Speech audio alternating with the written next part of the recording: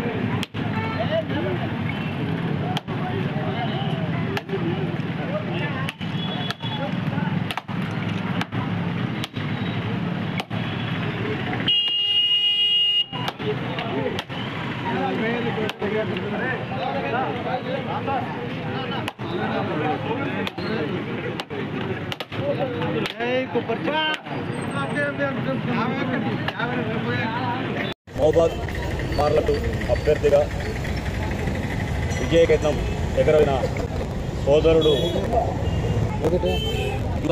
కాంగ్రెస్, అదేవిధంగా OBC convener Ramdas, youth నాయకత్వంలో ముత్యాలమ్మ గుడి దగ్గర వారి మొక్కులు తీర్చుకోవడం జరిగింది. 100 కొబ్బరికాయలతోని మొక్కు తీర్చుకోవడం జరిగింది.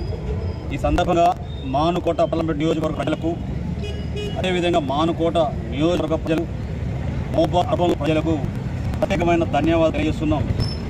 మొన్న అసెంబ్లీ ఎన్నికల్లో ఈ 7 నియోజకవర్గాలలో ఎంతైతే మెజార్టీ ఇచ్చారో రాష్ట్ర ప్రభుత్వం అధికారం రావడం కోసం ఈ నియోజకవర్గాలు కూడా కాంగ్రెస్ కార్యకర్తలు అహర్నిశలు కృషి చేసి ఏ విధంగా అయితే పనిచేశారో అదేవిధంగా బలరాం నాయక్ గారి గెలుపు కోసం కూడా 7 నియోజకవర్గాల్లో ఉన్న ఎమ్మెల్యేలు కావచ్చు, మిగతా నాయకులు కావచ్చు, యూత్ కావచ్చు, మహిళా విభాగం కావచ్చు, అందరూ కూడా అదేవిధంగా శ్రమించి పనిచేయడం జరిగింది.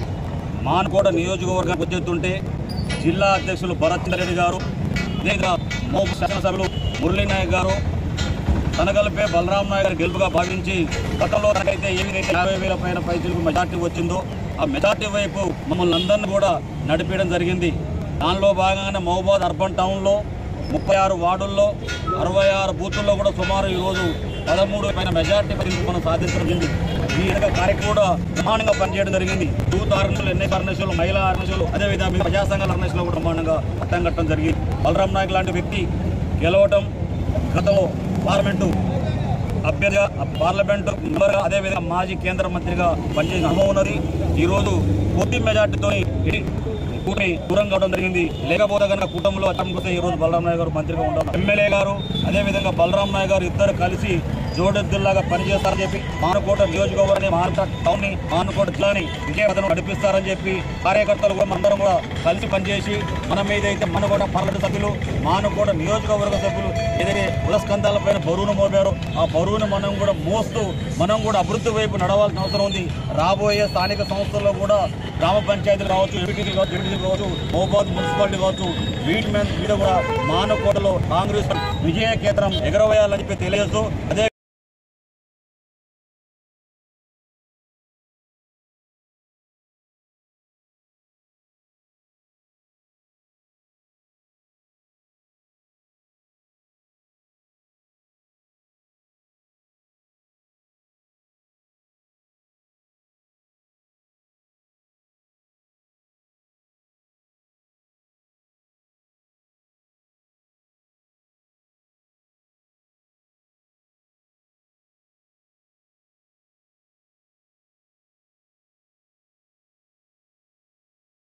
సిటీ వార్తలు సమాప్తం. నమస్కారం.